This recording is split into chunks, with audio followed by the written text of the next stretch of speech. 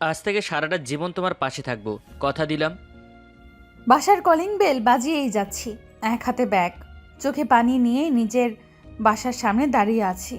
দরজা খোলার পর দেখি আম্মু দাঁড়িয়ে আছে। আমাকে কান্না করতে দেখে আম্মু চমকে ওঠে। কিছু বলার আগেই আমি আম্মুকে জড়িয়ে ধরে শব্দ করে কান্না করে দেই।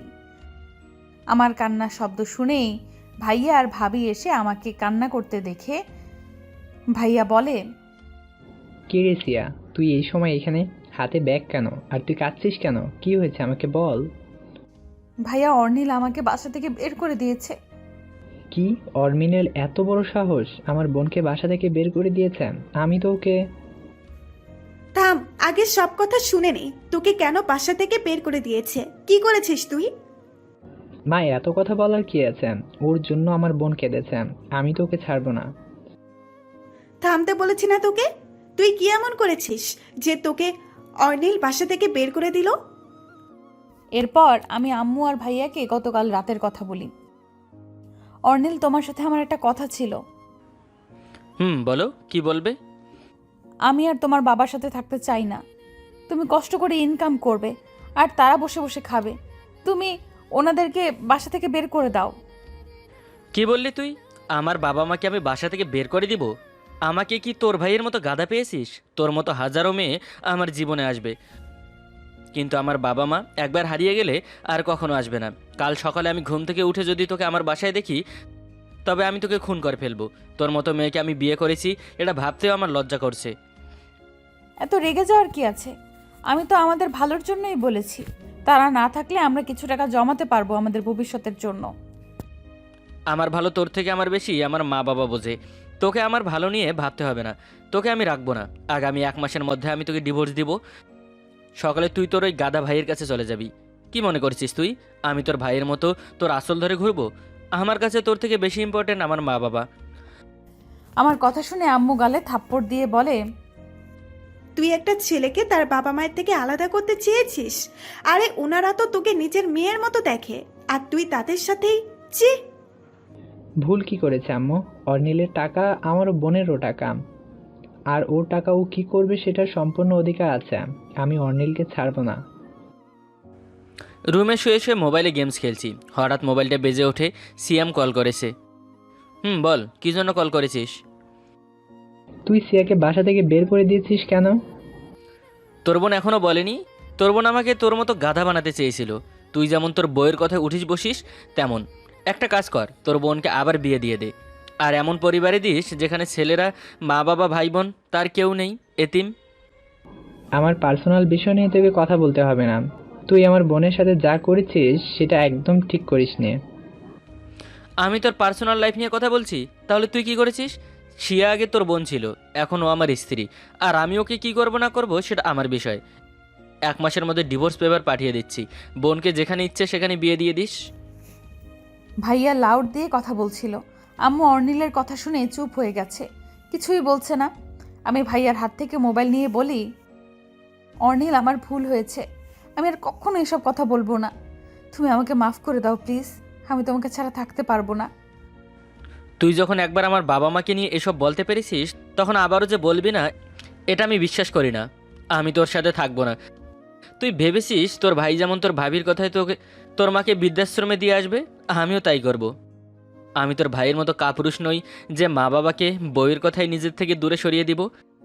আমি যখন ছোট ছিলাম তখন তারা চাইলেই আমাকে কোনো এতিমখানায় রেখে আসতে পারতো। কই, তারা তো আমাদের নিজেদের বুকে আগলে রেখে বড় করেছে। তারা তো আমাদের পর করে দেয়নি। তাহলে আমি কেন আমার বাবা মাকে পর করে দিব? তোদের মতো মেয়ের জন্য ছেলেরা তার বাবা মাকে সহ্য করতে পারে না। আজকের পর আমাকে আর কখনো কল দিবি না তুই। অর্নিল কথা শেষ করে কল কেটে দেয়। ভাইয়ার দিকে তাকিয়ে দেখি ভাইয়ার চোখে পানি টলমল করছে। আম্মু আমাকে বলে, অর্নিল যা করেছে ঠিক করেছে। আমি খুশি হয়েছি। সবাই তো আর তোর ভাইয়ের মতো নয় যে বইয়ের কথায় মায়ের সাথে খারাপ ব্যবহার করবে। আমি তো কাল পরশুর মধ্যে এখান থেকে চলে যাব। তারপর তোরা ভাই বোন যেভাবে ইচ্ছে সেইভাবে থাকিস। আম্মু চলে যায় তার রুমে। ভাবির আগে ফোঁসফোঁস করছে। ভাইয়া কি তার ভুল বুঝতে পেরেছে কিনা বুঝতে পারছি না, তবে চোখের কোণে পানি দেখতে পারছি। ভাইয়া ওর কাছে গিয়ে বলে, চিন্তা করিস না বোন, আমি অর্নিলের সাথে কথা বলবো। অর্নিল এমন ছেলে নয়, ও তোকে খুব ভালোবাসে, সেটা আমার থেকে তুই ভালো জানিস।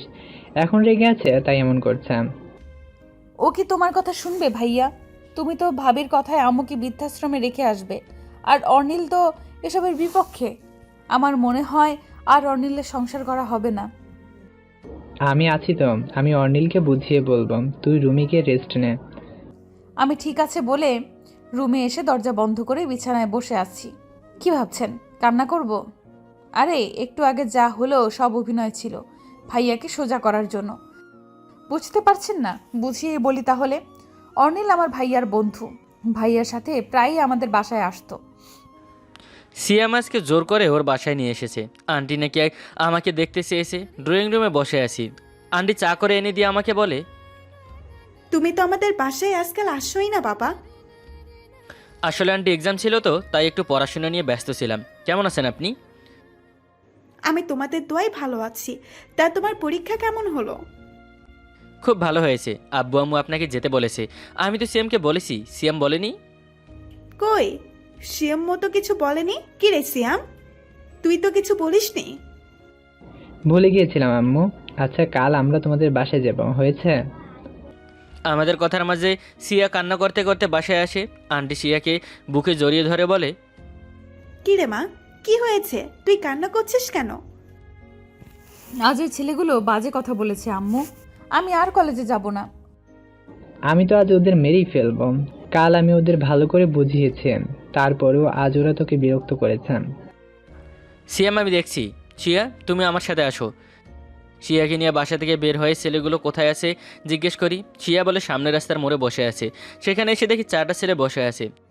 আশেপাশে তাকিয়ে কিছু না পেয়ে একটা গাছের ডাল ভেঙে ছেলেগুলোর সামনে গিয়ে কিছু না বলে ইচ্ছে মতো মারতে থাকি। অর্নিল ভাইয়াকে ছেলেগুলোকে মারতে দেখে আমি ভয় পেয়ে একপাশে দাঁড়িয়ে আছি। ছেলেগুলো অর্নিল ভাইয়ার পা জড়িয়ে ধরে মাফ চায়। আমি হাসতে থাকি। তোদের ভালো কথায় কাজ হয়নি, তাই কিছু না বলে পিটালাম। আজকের পর সিয়ার আশেপাশে দেখলে কি হবে বুঝতেই পারছিস। ফুট এখান থেকে। সবাই দৌড়ে চলে যায়। আমি সিয়াকে নিয়ে বাসায় চলে আসি। বাসায় আসতেই সিয়াম বলে, কি রে, পিটিয়ে এসেছিস শালাদের? এমন করে পিটিয়েছে, আজকের পর আমার আশেপাশেও আসবে না। আচ্ছা আমি আজকে আসি আন্টি, আব্বুর অফিসে যেতে হবে একটু। আপনারা কালকে আমাদের বাসায় আসবেন। আচ্ছা বাবা, যাব। আমি সিয়ামদের বাসা থেকে বের হয়ে বাইক নিয়ে বাসার দিকে যেতে থাকি। এখনও আপনাদের আমার পরিচয় দেওয়া হলো না। আমি অর্নিল চৌধুরী, আব্বু আম্মুর আদরের একমাত্র সন্তান। মাস্টার্স শেষ করলাম কিছুদিন আগে। বাসায় এসে আম্মুর সাথে কথা বলে রুমে এসে আব্বুর দেওয়া ফাইল নিয়ে অফিসে চলে আসি। আব্বুকে ফাইল দিয়ে অফিস থেকে বের হয়ে বাসায় চলে আসি। রুমে এসে কিছু সময় ফেসবুকিং করে ঘুমিয়ে পড়ি। রুমে শুয়ে শুয়ে মোবাইলে অর্নিল ভাইয়ার ছবি দেখছি। এই মানুষটা আমার কাছে একটু না, অনেকটা স্পেশাল। আমি ওনাকে খুব পছন্দ করি। কখনো মনের কথা ওনাকে বলতে পারবো কিনা জানি না। ওনার মনে আমার জন্য কি আছে তাও জানি না। ওনাকে নিয়ে ভাবতে ভাবতে ঘুমিয়ে পড়ি। পরের দিন দুপুরে সিয়াম আন্টি আর সিয়া আমাদের বাসায় আসে। আম্মুকে গতকাল বলেছিলাম, আম্মু তাই আজ অনেক কিছু রান্না করেছে। আম্মুর সাথে আন্টি কুশল বিনিময় করে। সিয়াম আর সিয়া আম্মুর পাশ হয়ে সালাম করে। আম্মু আমাকে বলে শিখ ওদের কাছে। আম্মুদের এই একটাই সমস্যা, অন্য কারোর মধ্যে একটু ভালো কিছু দেখলে বলবে তার থেকে কিছু শিখতে। আন্টি আম্মুকে বলে, ভাবি, সিয়াম যতটুকু শিখেছে অর্নিলকে দেখেই শিখেছে। আগে তো সারাদিন টই টই করে ঘুরে বেড়াতো। অর্নিলের সাথে বন্ধুত্ব হবার পর থেকে একটু একটু করে বদলে গেছে। আগে আমার কোনো কথা শুনতো না, এখন সব কথা শোনে। এই সব কিছু অর্নিলের জন্য হয়েছে। শুনেছো আম্মু আমি কতটা ভালো, এবার বুঝো। ওনাদের কথা শুনে আমি হাসছি। আন্টি আমাকে তার কাছে ডাকে, আমার মাথায় হাত রেখে অনেক কিছু জিজ্ঞেস করে। আমিও আন্টিকে সব কিছুর উত্তর দেই। অর্নিল ভাইয়াকে নিয়ে তার রুমে যায়। আন্টি আমাকে বলে বাড়িটা ঘুরে দেখতে। আমি সিয়ামকে নিয়ে রুমে আসতে ওর মোবাইলটা বেজে ওঠে। ওর গার্লফ্রেন্ড ওকে কল করেছে। আসছি বলে ছাদে চলে যায়। এই ছেলেদের একটাই সমস্যা, গার্লফ্রেন্ড কল করলে লুকিয়ে একা একা কথা বলে। আপনারা আবার এমন করেন না। আমার এখনও কোনো গার্লফ্রেন্ড হয়নি, তাই এসবের প্রয়োজন হয় না। রুম থেকে বের হয়ে দেখি সিয়া ঘুরে ঘুরে বাড়ি দেখছে। আমি সিয়ার কাছে গিয়ে বলি, বাড়ি দেখছো নাকি? আন্টি বলল তাই দেখছিলাম, খুব সুন্দর আপনাদের বাড়িটা। এসো তোমাকে আমি বাকিটা দেখাচ্ছি। সিয়াকে ঘুরে ঘুরে পুরো বাড়িটা দেখাই। আমার রুমের সামনে এসে বলে, এটা আপনার রুম নাকি? দেখবে, এসো আমার সাথে। আমি ওনার সাথে বাসার ভেতরে আসতেই অবাক হয়ে রুম দেখছি। খুব সুন্দর করে রুমটা গোছানো। ছেলেদের রুম সাধারণত গোয়াল ঘর হয়ে থাকে, কিন্তু উনি তো আলাদা। আপনার রুমটা তো খুব সুন্দর করে গোছানো। আম্মু গুছিয়ে রাখে, আম্মু অগোছালো পছন্দ নয় তাই। ভাইয়ের রুমে গেলে বিরক্ত লাগে, কোনো কিছুর জায়গা থাকে না। আপনার রুম দেখে মনে হচ্ছে এখানে সারা জীবন থাকা যাবে। ইচ্ছে হলে থেকে যাও। দুজন একসাথে হেসে দেই, আরও কিছু সময় কথা বলে নিচে চলে আসি। এরপর সবাই একসাথে লাঞ্চ করে নেই, সবাই একসাথে কিছু সময় আড্ডা দেই। বিকেলে সিয়ামরা চলে যায়। আমি রুমে এসে বসে আছি। আম্মু এসে বলে সিয়াকে নাকি আম্মুর খুব পছন্দ হয়েছে। আমার সিয়াকে কেমন লাগে জিজ্ঞেস করে। আমি তো সিয়াকে নিয়ে কখনো সব ভাবিনি আম্মু। তোমার যদি ইচ্ছে হয় তুমি আন্টির সাথে কথা বলতে পারো, আমি তোমাদের কথার বাইরে যাব না। আম্মু আব্বুকে নিয়ে কিছুদিনের মধ্যে সিয়াদের বাসায় যাবে বলে। আমি ঠিক আছে বলতে আম্মু চলে যায়। আম্মুর কথা শুনে সিয়াকে নিয়ে ভাবতে ইচ্ছে করছে। সিয়াকে আমারও তো খুব ভালো লাগে, কিন্তু কখনো এমন করে ভাবিনি। বাসায় এসে রুমে গিয়ে ফ্রেশ হয়ে চেঞ্জ করে শুয়ে থাকি। আজকে অর্নিল ভাইয়ের আম্মুকে আমার খুব আদর করেছে। উনি যদি সত্যি সত্যি আমার শাশুড়ি হতো তাহলে নতুন করে মনে হয় মা পেতাম। এসব ভাবছি আর হাসছি। ওই লোকটাই শুধু বোঝে না, হার্টলেস লোক কোথাকার। কিছুদিন পর আম্মু বলে সিয়াদের বাসায় যাবে। আব্বু আম্মুকে নিয়ে চলে আসি সিয়াদের বাসায়। আন্টি আমাদের দেখে অবাক। আরে ভাবি, আপনারা আসার আগে কল দিলেন না কেন? আসুন ভেতরে। আম্মু আব্বুকে নিয়ে ভিতরে এসে সোফায় বসে পড়ি। সিয়াম এসে আব্বু আম্মুর সাথে কুশল বিনিময় করে। সিয়া নিচে এসে আমার সাথে আব্বু আম্মুকে দেখে কাছে এসে আব্বু আম্মুকে সালাম করে। ভাবি, কি খাবেন? কল করে আসলে আমি কিছুর ব্যবস্থা করতাম। সিয়ামা গিয়ে চা বানিয়ে নিয়ে আয়। সিয়া ঠিক আছে বলে উঠতে গেলে আম্মু বসতে বলে, আর বলে এত তাড়াহুড়ো করার কিছু নেই, আমরা একটা প্রস্তাব নিয়ে এসেছি। কি প্রস্তাব ভাবি, বলেন। আব্বু বলে আমরা সিয়াকে আমাদের অর্নিলের বউ করতে চাই, আপনারা যদি রাজি থাকেন। সিয়ার দিকে তাকিয়ে দেখি লজ্জায় মাথা নিচু করে আছে। আন্টি বলে, এটা আমার মেয়ের সৌভাগ্য ভাবি, অর্নিল বাবার মতো ছেলের বউ হবে। আমাদের কোনো আপত্তি নেই। আন্টি সিয়া রাজি কিনা সেটা জিজ্ঞেস করা প্রয়োজন। আম্মু আর ভাইয়া যা বলবে আমি তাই করব, আমার কোনো আপত্তি নেই। বলে সিয়া দৌড়ে চলে যায়। মেয়েরা বিয়ের কথা শুনলে এত লজ্জা পায় কেন? আমি সিয়ামের সাথে ও রুমে চলে আসি। সিয়াম বলে, আমার বোনের ভাগ্যটা সত্যিই খুব ভালো, তোর মতন একজন ওর সঙ্গী হবেন, আমি খুব খুশি।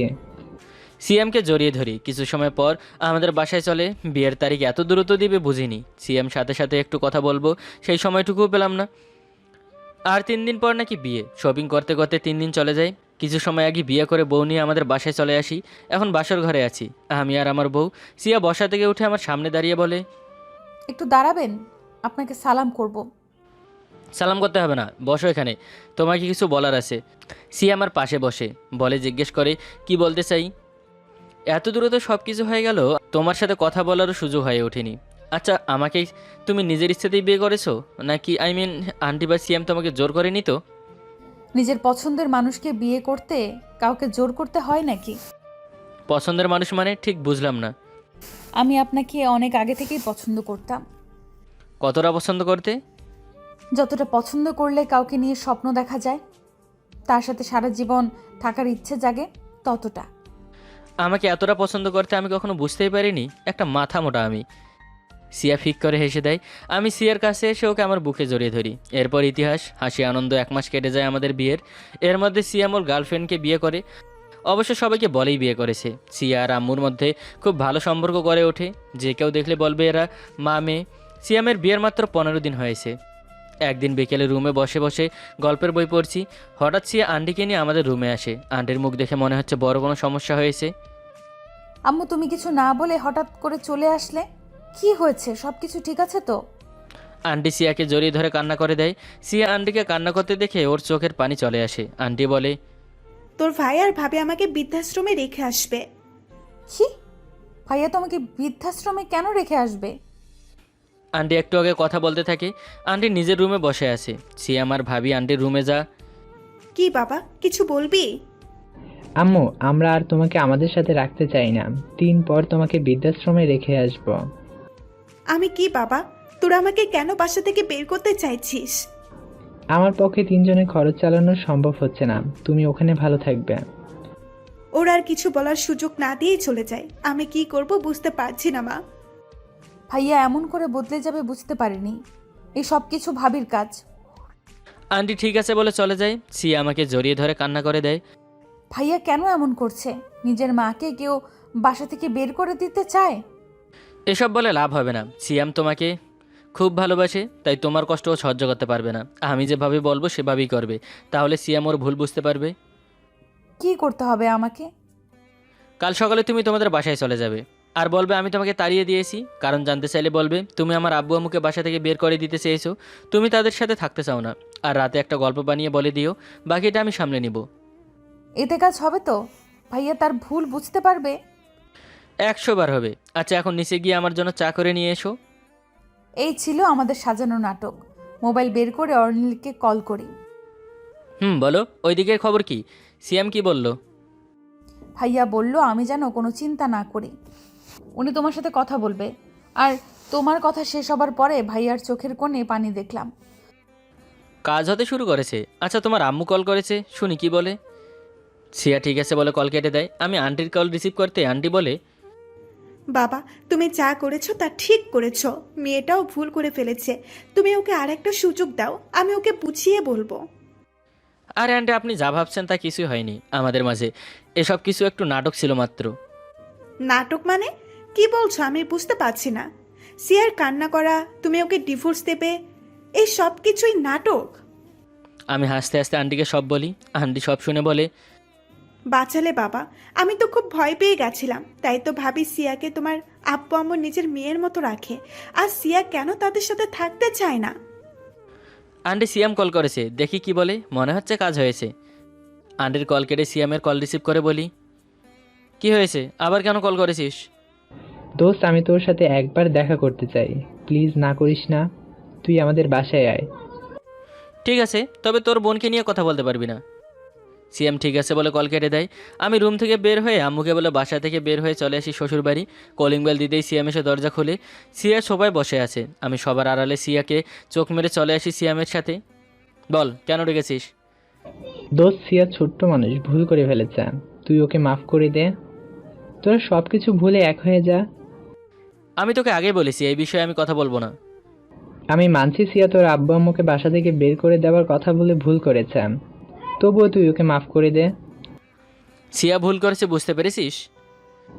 পেরেছে, তাই তো ওর হয়ে আমি তোর কাছে মাপ চাইছি। সিয়া যদি ভুল করে থাকে তাহলে তোর বউ ভুল করেনি।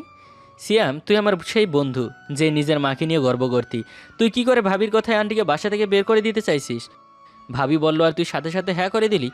আঙ্কেল মারা যাবার পর আন্টি কত কষ্ট করে তোকে আর সিয়াকে মানুষ করেছে ভুলে গেছিস? যে মা নিজের সুখ বিসর্জন দিয়ে তোদের মুখের দিকে তাকিয়ে বেঁচে আছে, তাকেই তুই বৃদ্ধাশ্রমে পাঠিয়ে দিতে চাস? আঙ্কেল যখন মারা যায় তোর বয়স ছিল 10 আর সিয়া তখন 5 বছরের। তুই বলেছিলি আন্টি কি পারতো না তোদের রেখে অন্য কাউকে বিয়ে করতে? কেন করেনি জানিস? আন্টি চাইনি তার ছেলে মেয়ে মানুষের লাত্তি খেয়ে বড় হোক। তুই তার খুব ভালো প্রতিদান দিলি। যা হোক, তোর বাসার কোনো বিষয়ে আমার কথা বলা ঠিক না। যতটুকু বললাম তার জন্য সরি। আর সিয়া আর আমার মাঝে কিছুই হয়নি। তোকে এটা বোঝাতে চেয়েছি, বউ বললে মা বাবাকে পর করতে হয় না। আমি আন্টিকে আমার সাথে করে নিয়ে যাচ্ছি, তুই তোর বউকে নিয়ে থাক। অর্নিলের কথা শুনে আমার আম্মুর চোখে পানি ঝরছে। ভাবি মাথা নিচু করে চোখের পানি ফেলছে। ভাইয়া মাথায় হাত দিয়ে বসে পড়ে। অর্নিল আমাদের কাছে এসে আমাকে আর আম্মুকে নিয়ে হাঁটতে গেলে ভাইয়া আম্মুর পা জড়িয়ে ধরে কান্না করে দেয়। আম্মু, আমাকে তুমি ক্ষমা করে দাও, আমি ভুল করেছি। তোমার আমাদের জন্য কষ্টগুলো ভুলিয়ে গেছি আমি। আমি তোমাকে কোথাও যেতে দিব না, আমাকে ছেড়ে তুমি কোথাও যাবে না আম্মু। আন্টি সিয়ামকে তুলে জড়িয়ে ধরে চোখের পানি ছেড়ে দেয়। ভাবি দূরে দাঁড়িয়ে মুখে শাড়ির আঁচল চেপে কান্না করছে। আন্টি ভাবির দিকে তাকিয়ে হাত বাড়িয়ে দিয়ে বলে, আয় মা, আমার কাছে আয়। ভাবি আম্মুকে জড়িয়ে ধরে শব্দ করে কান্না করে দেয়। ভাইয়া আর আম্মু ভাবি 3 জন কান্না করছে। আমার ঠোঁটে হাসি আর চোখে পানি। অর্নিলকে শক্ত করে জড়িয়ে ধরি। এই মানুষটা সত্যি স্পেশাল। আজ ওনার জন্যই ভাইয়া তার ভুল বুঝতে পেরেছে। থ্যাঙ্কস। এখানে থ্যাঙ্কসের কিছু নেই। আমি নিজের চোখের সামনে কি করে একটা পরিবারকে আলাদা হতে দেখি, আর সেটাও আমার লক্ষ্মী বউয়ের। সিয়া আমাকে আরও শক্ত করে জড়িয়ে ধরে। আন্টি আমার কাছে এসে আমার গালে হাত রেখে বলে, তোমার আব্বু আম্মু অনেক ভাগ্য করে তোমাকে পেয়েছে বাবা। আমার সিয়া খুব লাকি, তোমার মতো একজনকে নিজের জীবন সঙ্গী হিসাবে পেয়েছে। বলে আন্টি আমার মাথা নিচু করে কপালে চুমু দেয়। সিয়াম এসে আমাকে জড়িয়ে ধরে। ভাবি হাত জোর করে ক্ষমা চাইতে গেলে আমি ভাবির হাত ধরে মাথা নেড়ে না বলি। সিয়া এসে আমার একপাশে দাঁড়িয়ে জড়িয়ে ধরে। যদি নিজের বাবা মাকে বোঝা ভেবে থাকেন তাহলে তারা আপনাদের জন্য কি করেছে সেটা একবার ভাববেন। আপনি যখন ছোট ছিলেন তখন আপনার আব্বু আম্মু কতটা কষ্ট করে আপনাকে মানুষ করেছে। একজন মা মৃত্যুর ঝুঁকি নিয়ে তার সন্তানকে এই পৃথিবীতে নিয়ে আসে। তার মুখে মা ডাক শুনে নিজের সব কষ্ট ভুলে যায়। সেই মাকে কখনো কষ্ট দিয়েন না। মা যদি কষ্ট পায় আল্লাহর আরশ কেঁপে ওঠে। মা বাবাকে কষ্ট দিয়ে কেউই কখনো সুখী হতে পারে না। নিজের সামর্থ্য অনুযায়ী মা বাবার সেবা করুন। মা বাবা খুশি হলে আল্লাহও খুশি হবে। আবির আসিফ। শেষ করার আগে কিছু কথা বলে যাই। সিলেটের মানুষগুলো আজ বড় অসহায়। তাদের জায়গায় আপনি আমিও থাকতে পারতাম। তাই নিজের সামর্থ্য অনুযায়ী তাদের সাহায্য করুন। অনেকেই তাদের সাহায্য করার জন্য নিজের ফেসবুক পেজে বিকাশের নাম্বার দিয়ে রেখেছে। যারা সাহায্য করছে আপনারা অনেকেই জানেন। পেজটি রিয়াল কিনা সেটা একটু চেক করে নেবেন। নিজের সামর্থ্য অনুযায়ী তাদের পাশে দাঁড়ান। আর তাও না পারলে ওপরওয়ালার কাছে তাদের জন্য দোয়া করুন। আল্লাহ সবাইকে সুস্থ রাখুক। আল্লাহ হাফিজ। কি রে, এখানে দাঁড়িয়ে কেন? আর স্যারের কাছ থেকে বকা শুনছো কেন? কি হয়েছে তোর? স্যার মাথা ঠিক নাই, তাই শুধু আমাকে বকা দিছে। তোর মাথা ঠিক নেই তার জন্য স্যারের কথা শুনছনি, আর বেঞ্চে বসে ঘুমিয়ে পড়েছিলি কেন? তোর আজকে মুডটা তো অফ কেন? তোদের বাড়ির একজনের জন্য আমার মুড অফ। কে এসে? এখন না, বাট তাকে আজ দেখে আসিনি তো, তাই চল তোদের বাড়িতে যাব। কেন আমাদের বাড়িতে তোর এত কাজ কি শুনি? দিনের ভিতর মনে হয় দুবার যাও আমাদের বাড়িতে। আমার মনটা তোদের বাড়িতে বেঁধে রেখে এসেছি, তাই তো বারবার যেতে ইচ্ছে হয়। তোর মনটা ধরতে পারলে কিলাইতাম। দেখিস আবির, তুই আমাদের পাশের বাসার কোনো মেয়েকে পছন্দ করছো নাকি? মনে মনে বললাম, পাশের বাসার হবে কেন? তোর বড় বোনকেই তো পছন্দ করেছি, তাকেই তো দেখার জন্য আমার মনটা বারবার ছুটে যায়। শত বাধা দিলেও আমার মনটাকে আটকাতে পারি না। কি হলো, আবারও কি ভাবতে এতটা মগ্ন হয়ে গেলি? কমনা, এখন বল, আমাকে দেখলেই তোর বোন মন খারাপ করে কেন? আর সারাদিনই রুমের ভিতরে বসে থাকে কেন? তোর জন্য কেন করবা? আসলে আপুর একটা অতীত আছে, সেটা তোকে কোনো এক সময় বলবো। চল তোদের বাড়িতে যাব। আজকেও? কেন, গেলে কি কোনো সমস্যা? ওকে, আর কোনো দিনও তোদের বাড়িতে যাব না। এই দোস্ত, রাগ করেছো কেন? আমি মজা করে বলেছি। চল, আমি তোকে বাড়িতে নিয়ে যাইতেছি। আমি খুশি হয়ে ওর সাথে হাঁটা শুরু করে দিলাম। কিছুক্ষণ পরে এসে পৌঁছালাম। আমি এসে লিজা আপুকে খোঁজা শুরু করলাম। কিছুক্ষণ পরে পেয়েও গেলাম। দেখতে পেলাম সে গোসল করা শেষ করে শাড়ি পরতেছে। নাউজুবিল্লাহ, কি দেখলাম! আমি চোখ বন্ধ করে নিয়ে অন্যদিকে তাকিয়ে রয়েছি। উফ বাল, শাড়ি পরা সত্যি একটা অসহ্য। তবেও কেন যে আজ পড়তে হয়েছে বুঝতেছি না। হঠাৎ চোখে পড়লো আমার দরজার দিকে। দরজা তো আটকিয়ে আসেনি, তাই আমি দরজা আটকাতে গিয়ে দেখি আবিরকে। আবির চোখ বুজে দাঁড়িয়ে আছে, তাই জোরে একটা চিৎকার দিয়ে দরজাটা ওর মুখের উপরে দিয়ে দিলাম। খাইছে রে, এই মেয়ে আমাকে দেখলো কেমন করে! আজ থেকে মনে হয় এই বাড়িতে আসা বন্ধই হয়ে যাবে। আমি ওখানে আর দাঁড়ালাম না, চলে আসি ওদের বাড়ির সিঁড়িতে। আমি তাড়াতাড়ি করে শাড়িটা পরে নিলাম। রাগে আমার পুরো শরীর জ্বলে যাচ্ছে। আজকে যে কি করব তা আমি নিজেও জানি না। আমি শাড়ি পরে দরজাটা খুলে দেখি আবিরকে কোথাও দেখতে পাচ্ছি না, তাই আমি ওকে ডাক দিলাম, আবির আবির, এই আবিরের বাচ্চাও। আমাকে কোনো সময় তো এই মেয়ে ডাকেনি, আর আমার সাথে তেমন করে কথাও তো বলেনি। আমি আসলেই এই মেয়ে মন খারাপ করে বসে থাকতো। নির্ঘাত আমার কপালে আজ দুঃখই আছে। আমার ডাক শুনে তিনু আসলো আমার কাছে। কি আপু, আবিরকে ডাকতে আছো কেন? ও কই? ও তো তোমার রুমের কাছেই ছিল। তাড়াতাড়ি ওকে ডাক দিয়ে আমার কাছে নিয়ে আয়। আমি আবিরকে খুঁজতে লাগলাম, এসে দেখি ও সিঁড়িতে বসে আছে। আবির, এই আবির। লাফ দিয়ে দিয়ে বললাম, এই এই কি হয়েছে? আপু তোকে ডাকতেছে। আমি কালকে আসবো তোদের বাড়িতে, এখন যাই প্লিজ। তুই এমন করতে আছো কেন? এর ভিতর দেখতে পেলাম লিজা আপু শাড়ি পরে আমার এখানেই এসেছে। তাকে যতটা সুন্দর লাগছে না কেন, তার চেয়েও বেশি রাগী মনে হইতেছে। আবির একটু রুমে চল, তোর সাথে কিছু কথা আছে। এরপর আমি আর আবির চলে আসি আমার রুমে। দেখতে পেলাম আবির চুপ হয়ে আছে আর নিচের দিকে তাকিয়ে রয়েছে। এই শোন, এদিকে তাকা। না থাক, কি বলবা বলো। আমার দিকে তাকিয়ে শুনতে হবে। তোমার মায়াবে যখন এখন মায়া নেই, আছে শুধু রাগ, তাই আমি তোমার রাগ দেখতে যাইনি। দেখ, আমার চোখে কোনো রাগ নেই, একবার তো তাকা। বলো। কি ছোট ভাইয়া, তুমি আর তো আমাদের বাড়িতে কি চাও? আবারও ছোট ভাইয়া? এটা না বলে তুমি আমাকে দুটো থাপ্পড় মারো। কেন, ছোট ভাই ডাকলে কি হয়েছে? কিছু না আপু, আমি এখন যাই, কালকে আবারও আসবো। আর কথা তো শেষ হয়নি। শেষ হলে চলে যাবি? কোনোদিনও তো আমার সাথে এমনভাবে কথা বলনি, আর আমি আসলেই তো মন খারাপ করে থাকো। আজকে কি হলো? তেমন কিছু না, শোন, তুই দেখিসনি সে আমি শাড়ি পরতে আছি, তবুও কেন আমার রুমে আসলি? হ্যাঁ, আমি বুঝতে পারি। সত্যি আপু? অনেক কিছুই তো দেখছিস, তাই না? না আপু, চোখের এক পলক দেখেছিলাম, তারপরে তো চোখ বন্ধ করে রেখেছি। কেন, আরো দেখতে মন চায়নি? হ্যাঁ, এই মেয়ে এমন এমন কথা বলে আমার পেটের কথা সব বের করতে চাই। আমি সেটা বুঝতে পেরেছি, তাই তার সাথে বুঝে বুঝে কথা বলতে হবে। আমি বললাম, না আপু, সত্যি আপু, এটা হবে বুঝলে আমি এখানে আসতাম না। তার মানে সব দেখছো? আমি কিছু দেখিনি।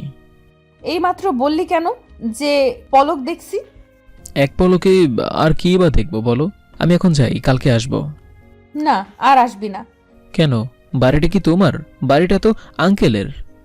কালকে পারলে আসিস, তারপরে কি হবে দেখে নিস। লুচ্চা ছেলে একটা। কি? না দেখেই যখন আমি লুচু হয়ে গিয়েছি, তার চেয়ে ভালো সবকিছু। এই আমি কি বলতে যাচ্ছিলাম? এই আবির, কথাটা বুঝিনি, আবার একটু ভালো করে বুঝিয়ে দে তো। কিছু না, আমি রওনা দিলাম বাড়ির উদ্দেশ্যে। কিছুক্ষণ পরে বাড়িতে এসে পৌঁছালাম। এসে শুয়ে শুয়ে লিজা আপুর কথা ভাবতেছি। যেদিন তাকে প্রথম দেখেছিলাম সেই দিনই আমার মনে জায়গা দিয়ে ফেলেছিলাম। যাকে আমার মনে জায়গা দিয়ে ফেলেছিলাম তার নাম হলো লিজা। ও এবার অনার্স 3য় বর্ষের ছাত্রী, আর আমি 2য় বর্ষের ছাত্র।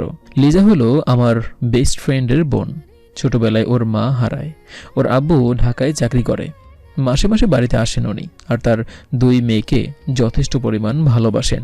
2 মেয়ের মুখের দিকে তাকিয়ে সে এখনও বিয়ে করেনি। তবে লিজা আপুকে আমার এই মন জুড়ে রেখেছি।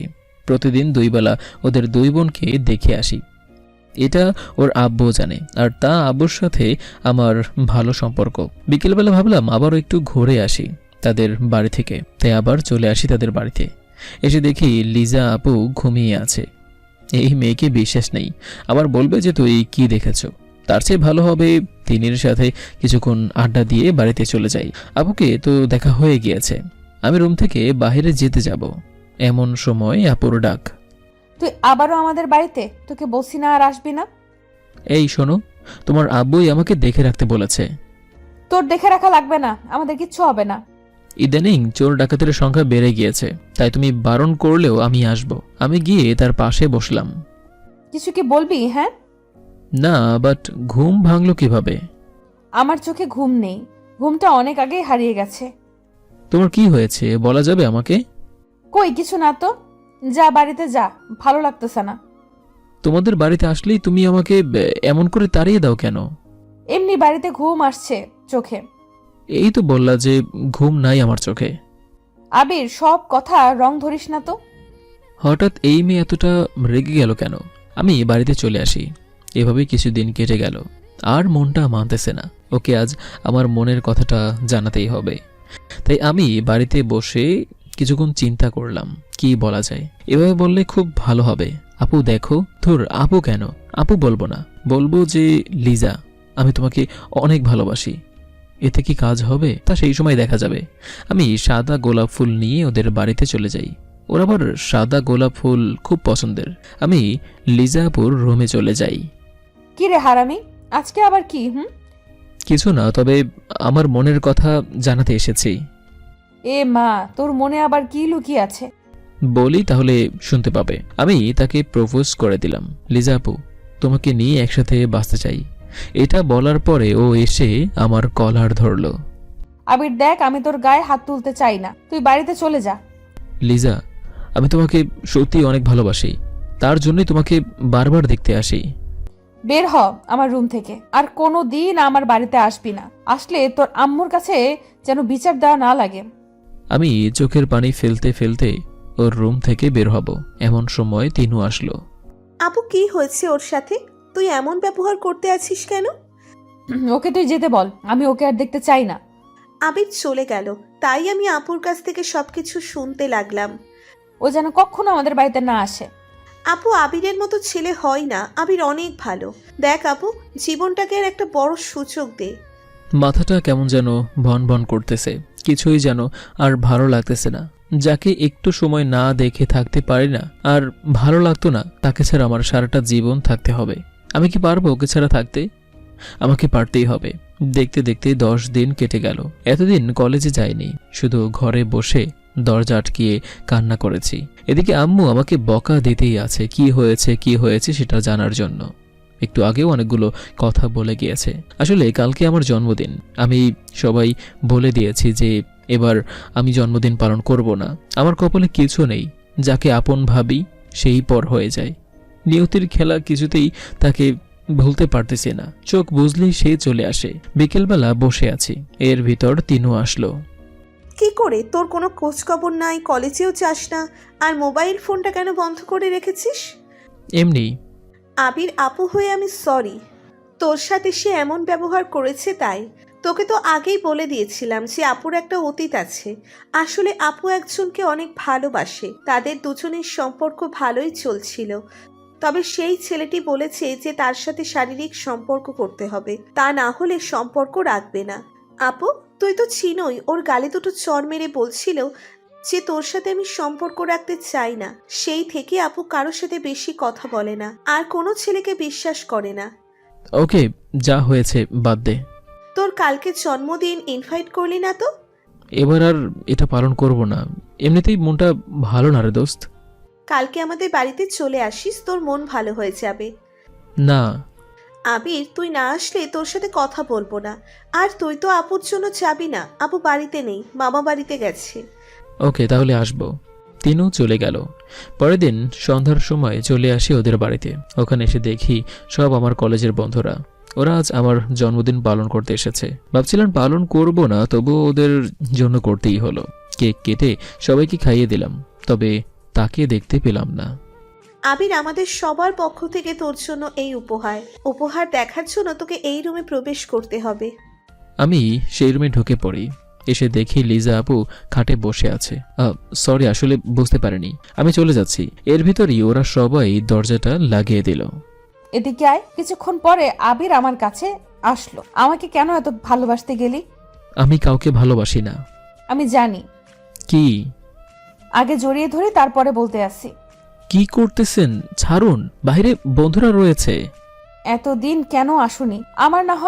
আমি না হয় রাগ করে তোমাকে এসব কথা বলেছি, তাই বলে আমাকে একটু দেখতে আসবে না? আমি তোমাকে অনেক ভালোবাসি, তবে আমার কোনো ছেলেকে বিশ্বাস হচ্ছিল না, তাই তোমাকে যেদিন এই কথাগুলো বলছি।